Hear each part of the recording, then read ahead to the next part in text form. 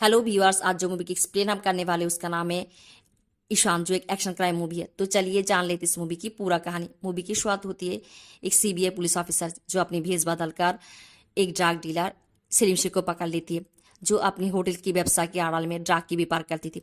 उसे जेल में दिया जाता है और इस पुलिस ऑफिसर का नाम है ईशान दोहर, जो एक नेक और जाबाज पुलिस ऑफिसर है।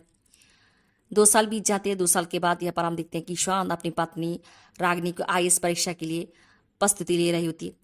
सुबह वो रागनी को लेकर ट्रेन स्टेशन आती है। रागनी जो परीक्षा के लिए जाएगी, उसे ट्रेन में बैठा कर जब ईशान चली जा रही होती है, वो एक लड़के की बात सुनते हैं जो इस बात पे दुखी होती है कि वो अनाथ है, इसलिए कुछ कर नहीं पा रहा है। और ईशान जाकर उसे कहती है कि ईशान भी अनाथ थी, पर वो एक पुलिस ऑफिसर बना है, उसे भी ऐसा कुछ बनना पड़ेगा। और ये ईशान जो अब सस्पेंडेड पुलिस ऑफिसर है और वो अपने पगार के लिए पुलिस स्टेशन आती है। ईशान के साथ देखा करने आती है उसकी लॉयर दोस्त। वो लोग ईशान के केस के बारे में बातें कर रही होती है।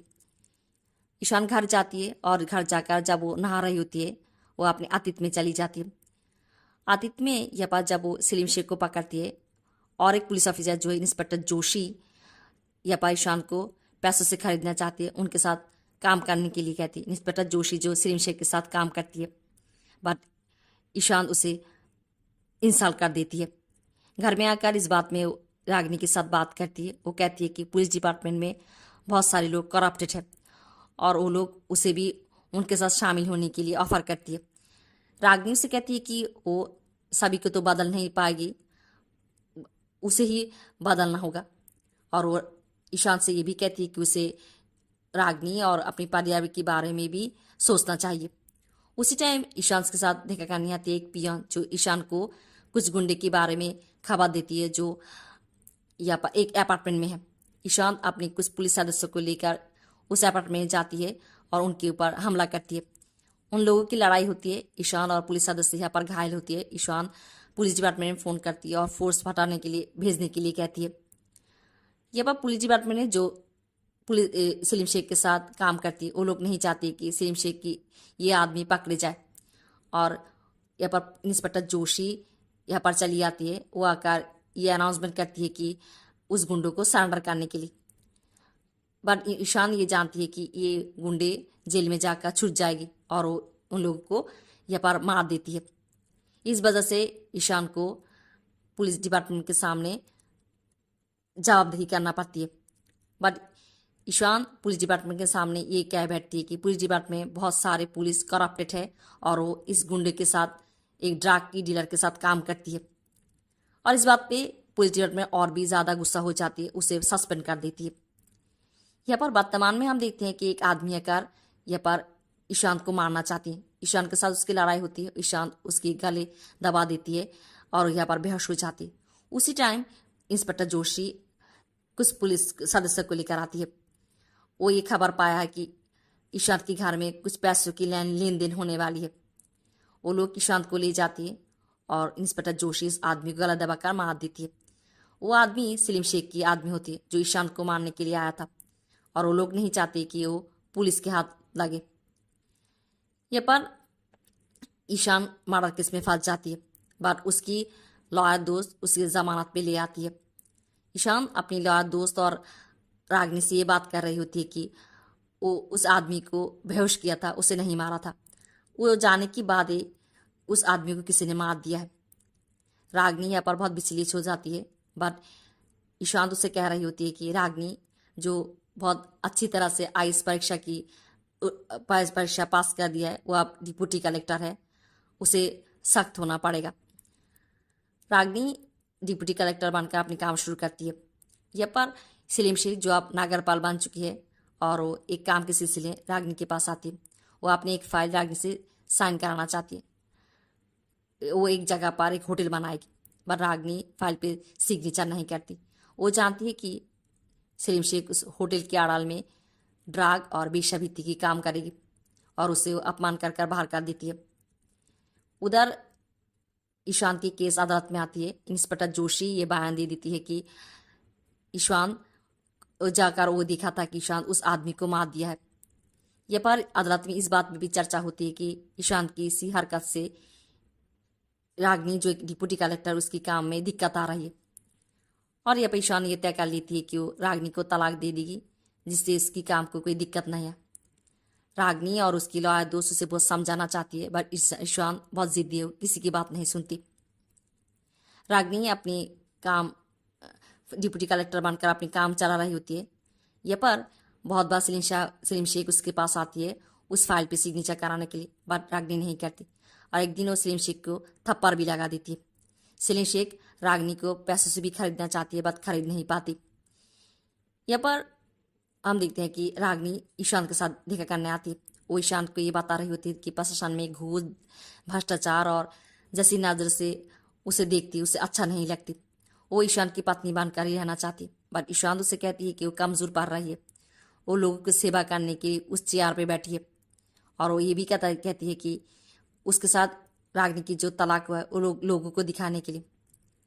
वो नहीं चाहती कि रागनी की काम में कोई दिक्कत आए, और वो रागनी को जेल आने के लिए मना कर देती है।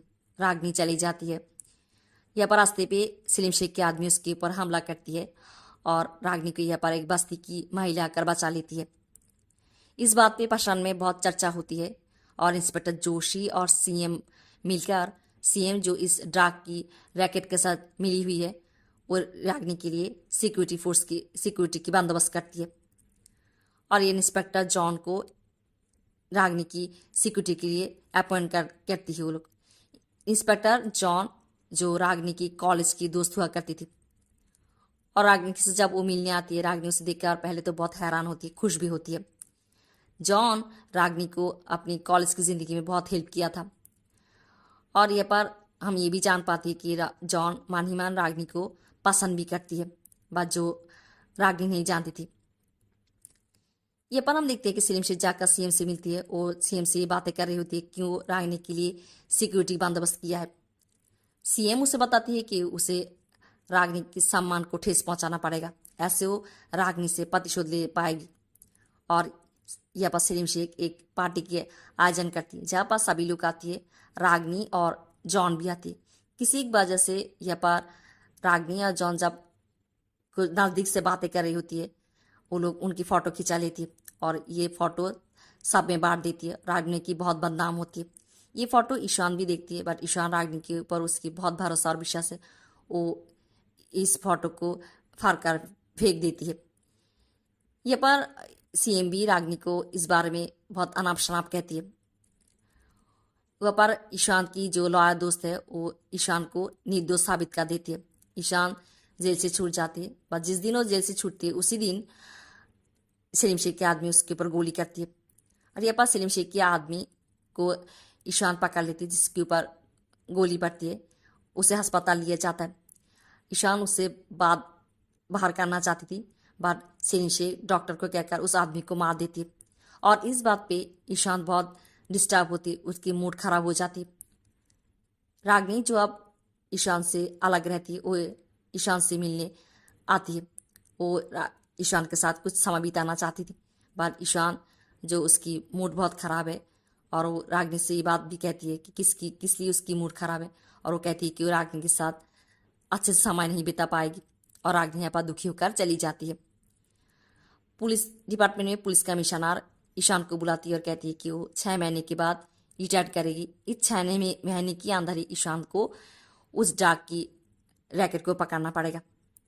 यहाँ पर ईशान एक काम कर बैठती है कि वो सीएम की बेटे जो होली के उत्सव में कुछ लड़कियों को छेड़ती है, उसे पकड़कर जेल में ले आती है, और वो बदतमीजी करने से उसे मार भी देती है, जिसकी वजह से सीएम उसे अपने ऑफिस में बुलाती है।